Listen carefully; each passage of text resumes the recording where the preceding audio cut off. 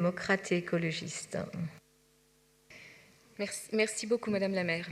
Madame la maire, mes chers collègues, même si la rentrée s'est passée il y a un mois, et je regrette toujours que notre conseil se réunisse toujours aussi tard, il faut se réjouir qu'elle se soit bien passée pour tous les élèves parisiens, malgré un contexte sanitaire inédit. Ces 3 longs mois de confinement nous ont démontré combien l'école était fondamentale dans la structure même de notre société, tant bien sûr pour les enfants, leur savoir et leur socialisation, que pour leurs parents qui ont dû s'improviser du jour au lendemain, professeurs à domicile. L'école et ses enseignants ont tout à coup repris leur lettre de noblesse et nous ne pouvons que nous féliciter dans une époque où cette institution est trop souvent malmenée. Je tiens à saluer l'esprit extraordinaire des équipes enseignantes qui ont déployé des trésors d'initiative et d'imagination pour que chaque enfant soit accueilli dans de bonnes conditions, même si elles étaient exceptionnelles. Saluer également l'esprit responsable et civique des familles qui, elles aussi, ont été contraintes de vivre cette année sans la joie traditionnelle des rentrées précédentes. Je voudrais également saluer le travail des personnels de la ville de Paris qui ont joué un rôle essentiel avec beaucoup d'engagement et de sens de la responsabilité. Alors le maître mot de cette rentrée et des mois qui vont suivre sera assurément l'adaptation. Adaptation à de nouveaux protocoles évolutifs, adaptation à de nouvelles formes d'enseignement, adaptation à de nouveaux outils numériques, adaptation à une nouvelle vie scolaire. Adaptation, mais également anticipation, pour évaluer le plus rapidement possible les situations qui pourraient entraîner les fermetures de classes.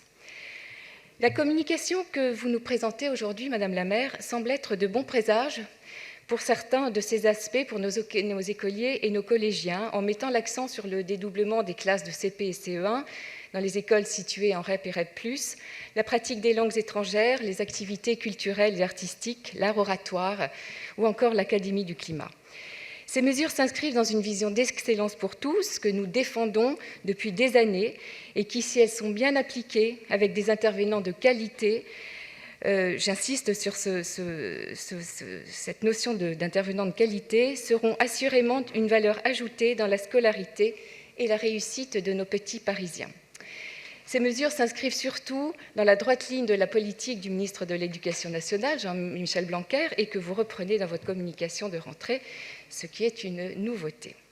Quand on sait que 75% des collégiens français sont incapables de s'exprimer correctement en anglais, oui, il est urgent d'étudier les langues étrangères dès l'école maternelle, avec des méthodes ludiques, enseignées par des intervenants natifs de leur pays d'origine, ou bien par des enseignants ayant fait des études en langue vivante à l'université.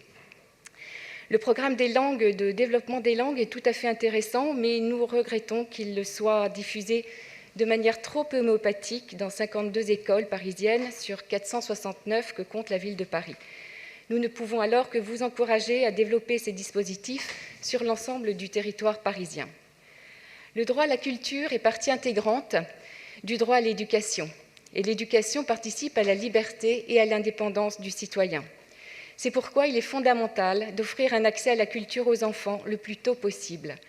Art et Grandir en est un bel exemple, mais là encore, profitons de ce maillage exceptionnel du territoire parisien, de ses théâtres, de ses musées, de ses compagnies de danse, pour offrir à l'ensemble des élèves parisiens, de l'Est comme de l'Ouest, le bénéfice que leur apporte la pratique culturelle, prodiguée par des artistes de grande qualité. Profitons de ce moment où la culture souffre de la crise sanitaire pour envoyer les artistes dans les écoles. Faisons entrer la culture sous toutes ses formes dans tous les établissements scolaires. Soyons audacieux dans ces temps de doute et de repli pour ouvrir grandes les portes des écoles, des collèges et des lycées. Si nous ne pouvons plus aller à la culture, alors faisons en sorte qu'elle vienne à nous. Une autre forme de précarité, plus sourde, celle-là, mais qui touche bon nombre de jeunes filles, est la précarité menstruelle.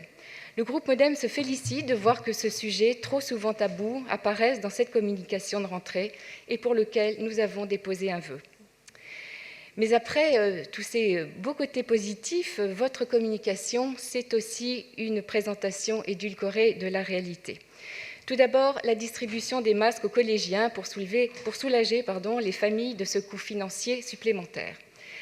La crise sanitaire nous oblige à respecter les gestes barrières, la distanciation physique, le lavage fréquent des mains et le port du masque pour les élèves de plus de 11 ans. Concernant le port du masque, Vous avez équipé les collégiens de l'enseignement public de 2 masques lavables, et c'est une bonne mesure que nous approuvons.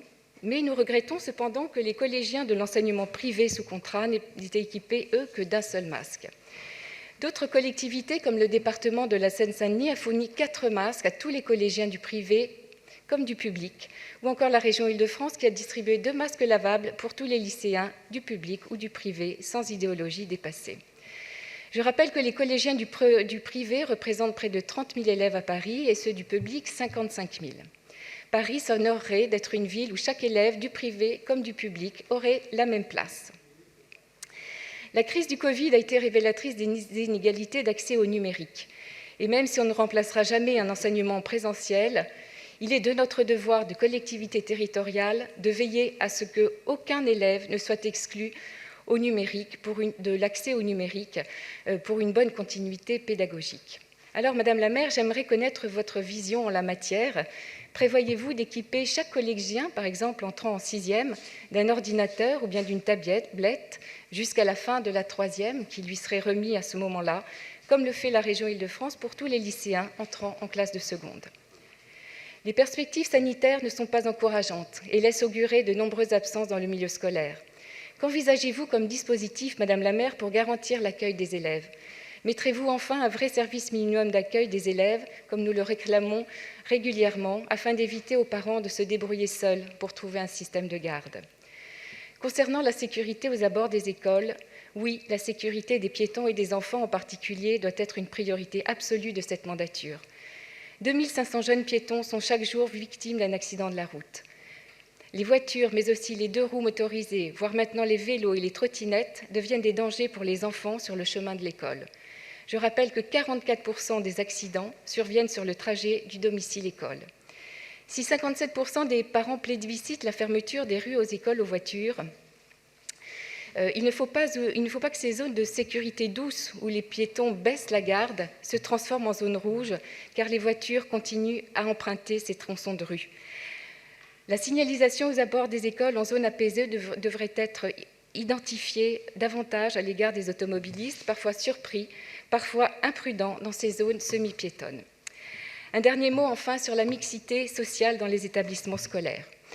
Vous connaissez notre attachement à cette valeur. Nous avons toujours défendu cette idée d'excellence républicaine pour tous, offrir à chacun la possibilité de s'émanciper de sa condition sociale par la réussite scolaire. Oui, chacun doit s'engager sur ce chemin, mais avec ambition, en proposant avec le rectorat de Paris d'introduire des activités d'excellence dans les établissements désertés par les familles qui refusent la violence, l'insécurité et le manque d'esprit de travail dans certains établissements pour leurs enfants. Il faut susciter et recréer ce lien de confiance distendu auprès des parents pour qu'ils aient envie de revenir dans certains collèges. Oui, créer l'adhésion plutôt que la sanction. Cette année scolaire se dessine assurément comme un défi que doit relever Paris. La prudence, l'extrême prudence reste de mise. Nous devons tous collectivement faire preuve de responsabilité et d'accompagnement de toute la communauté éducative par la souplesse, la réactivité et l'agilité de notre collectivité. Je vous remercie.